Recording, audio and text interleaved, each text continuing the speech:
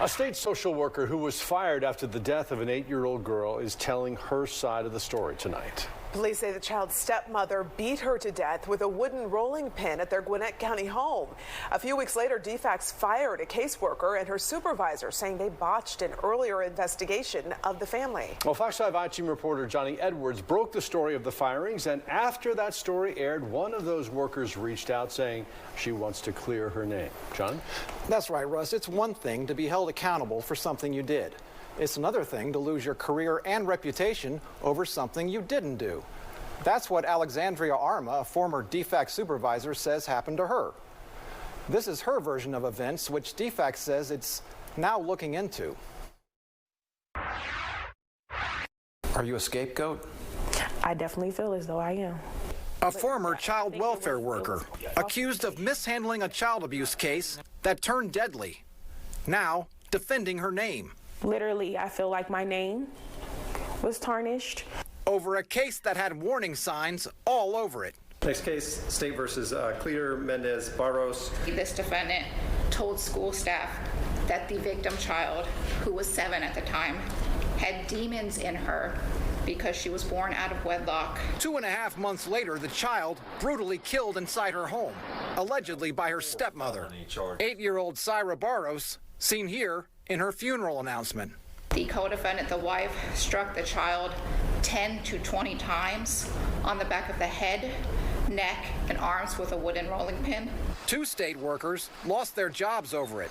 The Division of Family and Children's Services firing case manager Shatil Wingard and her supervisor, Alexandria Armah, in February, saying the 2 mishandled a prior complaint about Syra's parents, finding no evidence of abuse and closing the case after 38 days. But Armah now calling on DFCS to take another look. She tells the Fox 5 I-Team she wasn't even acting as Wingard's supervisor on the Syra Barros case, closed just over a month before her death. In fact, she says she wasn't even in Gwinnett County most of the time, but in a classroom at a technical college in Griffin. During the process of this case, I started supervisor training. At the time, in the weeks that I was in training, there would be another supervisor that would be there to supervise her. There was also administration that was involved in her reporting. Armah is 31 years old and first went to work for DFCS in 2016, soon after graduating from the University of West Georgia with a psychology degree. She's raising 2 sons on her own and had just been promoted to supervisor in October. Who was responsible for closing the case? Administration, leadership. Did you yourself ever sign off on closing this case? I did not. The I-Team found no documentation to back up what Armah is saying, leaving some open questions.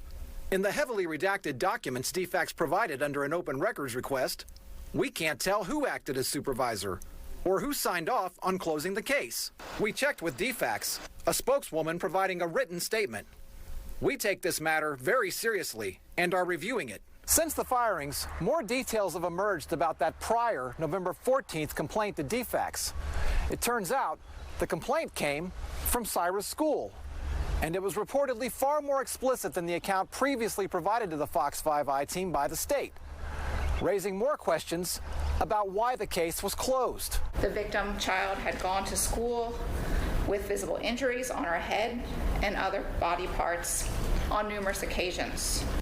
The records we received from DFCS described that first complaint as a secondhand account of Claydeer Barros making some disturbing statements, calling his daughter a demon, not including what an assistant DA said in court, that the father allegedly said the child had demons in her, containing no accounts of actual injuries seen by the school.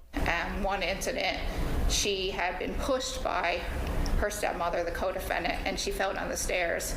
But this defendant, Mr. Claydeer Barros, told her to say that she fell in her bedroom. We asked, but Armah wouldn't identify who exactly closed the case. I feel like if another investigation was to happen, they would figure that out.